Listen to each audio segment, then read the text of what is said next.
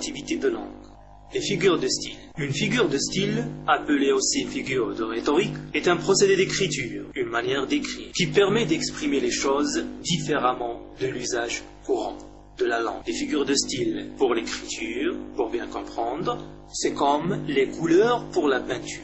Les figures de sens et de pensée, nous avons la comparaison qui établit un rapport de ressemblance, de similitude entre des éléments, l'un comparé, l'autre comparant, à l'aide d'un outil grammatical. Cet homme est comme un saint. Le comparé, c'est l'homme, le comparant, c'est le saint. Le moyen, ou bien l'outil grammatical, c'est comme. Souligné comme. Parce que c'est justement cet élément-là qui fait la différence entre comparaison et métaphore. La métaphore, c'est une comparaison, mais sans outil grammatical. Je regardais le soleil, bon roi du jour, et je plongeais dans une immense rêverie. Soleil, c'est comparé, roi, c'est comparant. L'outil grammatical, il n'y en a pas. Les racines du mal. Les racines du mal, alors le comparé, c'est le mal, le comparant, c'est l'arbre. Et souvent, il est sous-entendu. La personnification. La personnification consiste à attribuer des traits humains à une chose, une idée ou à un être non humain. Le chat semblait très attentif à l'égard de cette information.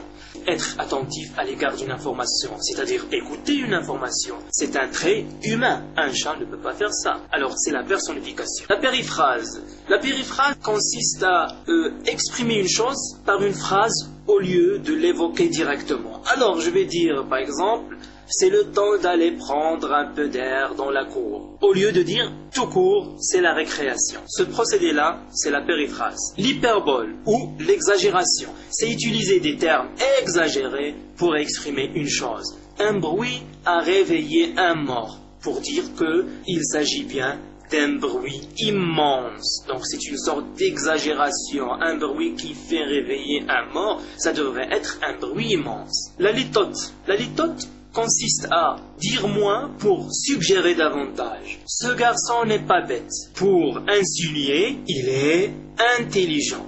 Donc dire moins pour suggérer davantage. L'antiphrase. L'antiphrase est une des formes de l'ironie. Elle consiste à dire le contraire de ce que l'on pense, tout en laissant croire qu'on dit le contraire de ce que l'on pense. Et la U0, c'est une bonne note. Donc c'est une antiphrase. L'antithèse consiste à aligner deux idées ou deux thèmes contradictoires. Écrire des mots ou effacer des traces, voilà un bon usage. Alors écrire des mots, c'est le contraire de effacer des traces en quelque sorte. Donc c'est l'antithèse. La métonymie. Désigner quelque chose qui se trouve dans un rapport voisin avec ce que le mot signifie habituellement. Alors, je vais donner des exemples très simples. Alors, dans le cadre de la métonymie, soit nous avons la désignation de la partie par le tout, donc le tout pour la partie. Alors là, je vais dire, je me souviens de cette classe travailleuse. Alors le tout, c'est la classe. Pour désigner qui?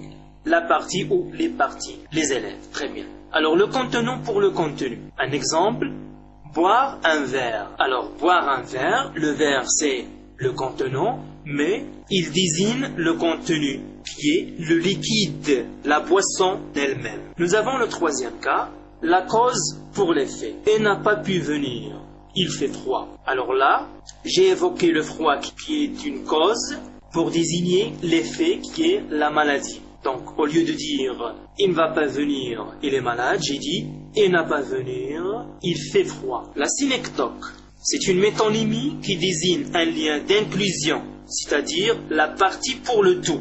Alors, enfin le flux nous fait voir 30 voiles, c'est-à-dire les navires, parce que le voile est une partie du navire. En quelque sorte, c'est l'inverse de la première forme qu'on a vue tout à l'heure de la métonymie. L'oxymore. L'oxymore consiste à aligner deux mots contradictoires dans le même syntagme. Alors l'oxymore est très proche de l'antithèse. C'est une sorte d'antithèse rétrécie. La seule différence, c'est qu'il faut trouver deux mots dans le même syntagme. Deux mots qui sont contradictoires dans le même syntagme. Alors, son beau visage laid sourit tristement. Alors nous avons beau avec laid et nous avons sourit avec tristement. Les figures de construction. Alors le parallélisme, c'est le fait de disposer des mots selon la suite AP, AP. Nous avons l'exemple, des trains sifflaient de temps à autre, des chiens hurlaient de temps en temps. Alors, des trains en parallèle avec des chiens, siffler avec hurler, de temps à autre avec de temps en temps. Le parallélisme, c'est comme en mathématiques, lorsqu'on parle de droite en parallèle. Le chiasme, c'est la disposition des mots selon la suite A, B, B, A. Qui rit vendredi, dimanche, pleura.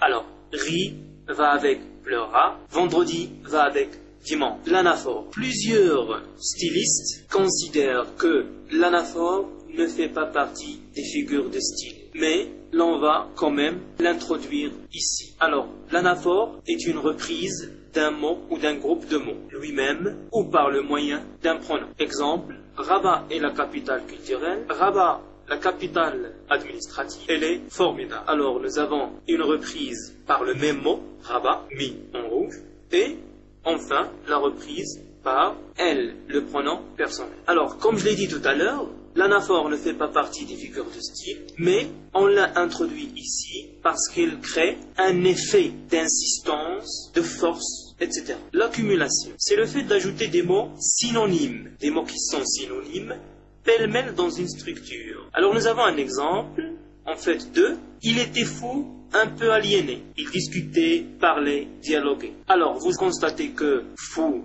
aliéné, c'est presque le même sens, ce sont des synonymes. Nous avons aussi discuté, parler, dialoguer, c'est en quelque sorte la même chose. Alors, c'est une accumulation. On ajoute des mots qui sont synonymes. S'ils ne sont pas synonymes et que l'un vient renforcer l'autre, c'est que c'est la figure de la gradation. Alors, la gradation, c'est le fait d'ajouter des mots qui renforcent la densité du sens. Et pour vous expliquer, nous avons pris le soin de mettre des mots en couleur rouge qui montrent cette progression de sens et de densité.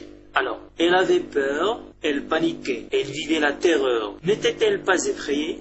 Alors vous avez peur, paniquer, terreur, effrayé. C'est une gradation. L'anacolute, c'est une rupture de construction, une coupure dans la structure de la phrase. Exemple, tout le travail que tu m'as demandé, je l'ai, sans faute. Alors, à la place de l'étoile, il fallait dire, tout le travail que tu m'as demandé, je l'ai fait, sans faute. Alors là, nous avons une anacolute. Parataxe, la parataxe. Alors c'est un effacement et suppression des mots de liaison, les mots qui coordonnent souvent des conjonctions de coordination. Alors, j'ai vu la nuit noire, le ciel mécontent. Alors, à la place de l'étoile, il fallait dire j'ai vu la nuit noire et le ciel mécontent. Nous avons effacé le mot de liaison. Maintenant, c'est les figures de sonorité. Alors, allitération, c'est une répétition d'une même consonne. Le roi roulait sur la route du progrès. Alors là, vous avez la répétition soulignée en jaune de la consonne R. Quand il s'agit d'une répétition d'une voyelle, donc c'est l'assonance. Et nous avons cet exemple-là. Quand Pantagruel fut né, qui fut bien ébahi, perplexe, ce fut Gargantua, son père. Alors nous avons le en de quand et de Pantagruel et de Gargantua. Nous avons le a, Pantagruel et bailli, Gargantua. Et nous avons le u, fu, Gargantua et le e, né, ébahi. Dans un texte littéraire, la présence et la répétition des consonnes ou des voyelles est très significative. Nous avons là paronomase. C'est le fait de rapprocher deux mots de sens différents, mais d'une sonorité proche. Le sens, il est différent, mais la sonorité est proche. Par exemple, tu parles Charles, parle Charles. C'est presque la même sonorité, une sonorité qui est proche. Nous avons la contrepétrie. La contrepétrie, c'est une permutation. Mettre quelque chose à la place de quelque chose. Donc c'est une permutation de deux lettres ou de deux syllabes. Alors, nous avons l'exemple, tremper sonnette, pour dire sonnet trompette. Donc, il y a une permutation entre trompe et sonne. Tremper sonnette, sonnet trompette. Fin de cette séance.